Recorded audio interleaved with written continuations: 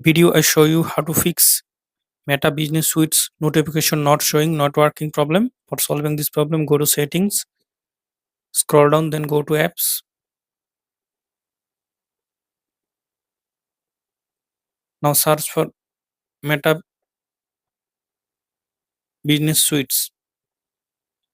Tap on Business Suites, scroll down, tap on Storage, tap on Clear Data, tap on Delete, tap on Force Stop, tap on OK. Now tap on Notification, allow notification. Now open Business Suites app. Now I hope that this method fix Meta Business Suites notification not showing, not working problem.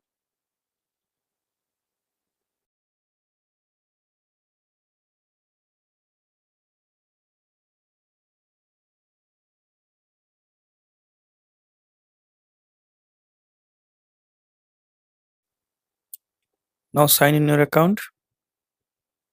Now tap on your profile. Now I hope that this method fix Google Play games not loading profile problem.